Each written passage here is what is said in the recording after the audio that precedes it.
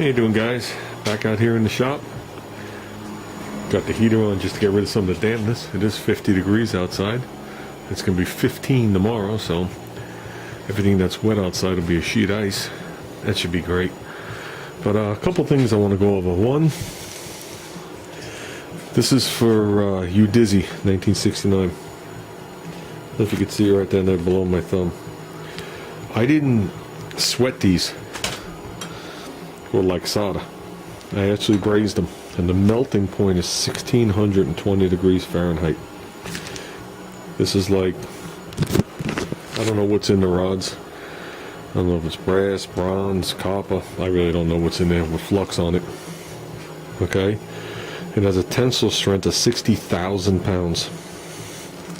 So, I know your concern was that these things were going to heat up and fail.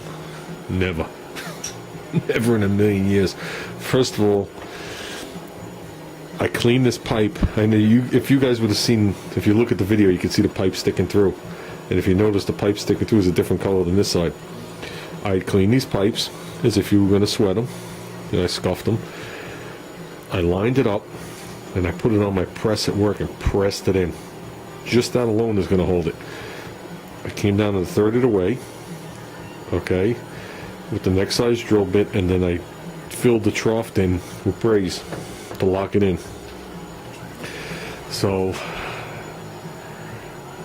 I don't think it would fail just on the pressing aspect of it, but I locked it in with the braze, and like I said, the braze is 1620 degrees. You might be thinking of sweating a pipe for your house plumbing with solder, which you could pretty much do with a propane torch. You just warm it and put it in. That, I had to bring this plate, right? I never determined how thick this plate was. It's at least a quarter. I'll tell you in a second. I'll start there. No, it's more than a quarter. No, it's 5/16. That's 5/16 plate. Okay, I had to make this whole entire 5/16 plate a dull red, along with the copper starting to turn a dull red, before I could even start to get that solder to react. So like I said, it's not like sweating a pipe where you warm it 2 seconds and it was on. So I don't see any failure there. Ruben, me and Ruben are talking go-karts. I found the site, okay, that guy has a couple of go-karts, or people call them fun carts because they're not racing carts. And one of the carts the guy has is the same cart that I gave Ruben, minus the body, which I'm assuming Ruben's not going to put the body on anyway. But and he named it the Urban Defiance. Okay, but he did things to it. He added, so he tried to make it look like a 20s racer is what he did. It came out pretty cool. Did a couple of them, and I sent it to Ruben to show Ruben, you know, what possibilities it has and stuff like that. And Ruben was talking about, you know, he's doing research and engines. Ruben, I know when May comes, you're going to be coming to Lake Compounds and you're going to be looking for stuff. That goes without saying. The best bang for your buck is to just go to Harbor Freight and buy a motor when you're ready for the 99 bucks. It's just the best bang for $99. For $99, you get what you pay for, truthfully, and probably a little bit more. They're not going to be around 40 and 50 years later like these engines. There's no way. If you leave them stock or modify them slightly, they hold together. If you're going to rev them more than 4,600 RPM, they explode. That's the bottom line. So they're governed for 3,600. Some people tweak them up to 4,000. Some people take them up to 4,400, and they seem to hold together.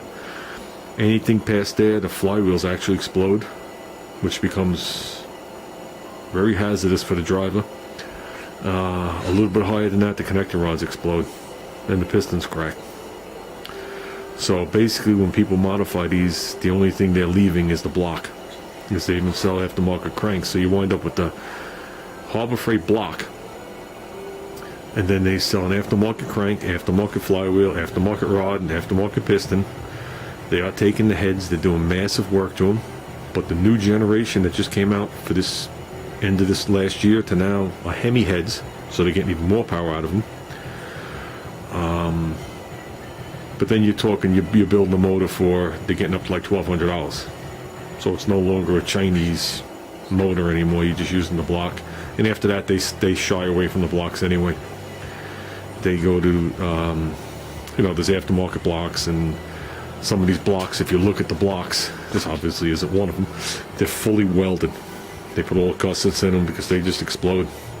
So if you're going to stay in the 10 horsepower and under and keep it under 4,500 RPM, the Harbor Freight motor is the way to go. If you're looking for more than that, unless you want to crack open your wallet, it's not the way to go.